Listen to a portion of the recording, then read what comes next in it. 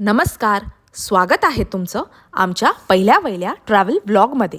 तर आज फायनली आम्हाला बोलावणे आले आहे 12 ज्योतिर्लिंगमध्ये असलेल्या काशी विश्वेश्वर महादेवांचे. आता प्रवास म्हटला की पूर्वतयारी आलीच, ज्यामध्ये प्रवासाचा रूट फायनल करणे, किती वेळ लागेल, पॅकिंग, खाणे पिणे आणि राहण्याची सोय या सगळ्या गोष्टी आल्याच. तर आता ट्रिप सुरू करायच्या आधी यूट्यूब चॅनल सुरू करणे आणि व्लॉग्स बनवणे असा काही आमचा प्लॅन नव्हता.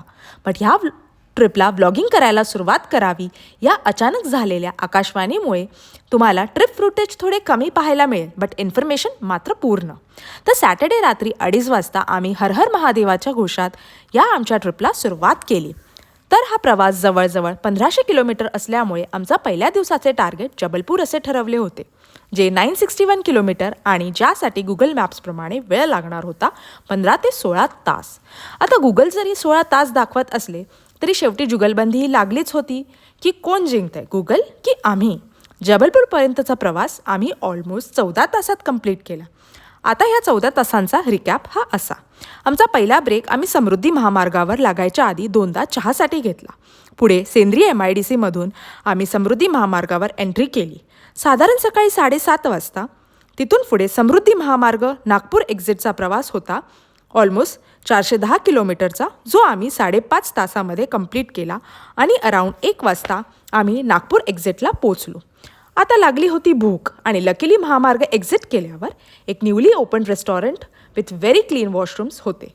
सर्वप्रथम बायो ब्रेक आणि लाईट लंच करून पुढच्या प्रवासाला निघालो. पुढे पेंच नॅशनल पार्क क्रॉस करत 310 किलोमीटरचा प्रवास करून अराऊंड सायंकाळी 5:30ला आम्ही जबलपूरला पोचलो व जबलपूरला हॉटेलला चेक इन केले. छानपैकी फ्रेश होऊन 7 वाजता डिनर करून झोपी गेलो.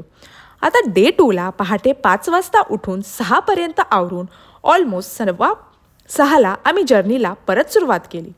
डे 2चा प्रवास होता जबलपूर टू वाराणसी, जो होता साधारण 450 किलोमीटर आणि त्यासाठी गुगल टाईम दाखवत होता 8 ते 9 तास. आजचा आमचा रूट होता Jabalpur to Rewa to Mirzapur to Varanasi. हो, तेच ते मिर्झापूर, गुड्डू भैयावालं. आता या प्रवासात मस्त फ्रेश फ्रूट्स, चहा कॉफी घेत आणि 90sचे सॉंग्स ऐकत छान प्रवास केला. साधारण दुपारी 3 वाजता वाराणसीला पोचलो.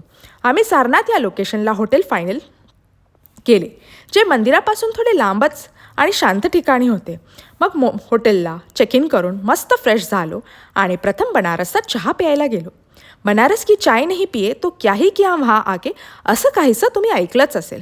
आता या पुढचा प्रवास बनारसमध्ये आम्ही कुठे आणि कसे फिरलो ते पाहण्यासाठी भेटूया पुढच्या व्लॉगमध्ये. तोपर्यंत टाटा बाय बाय आणि स्टे ट्यून्ड.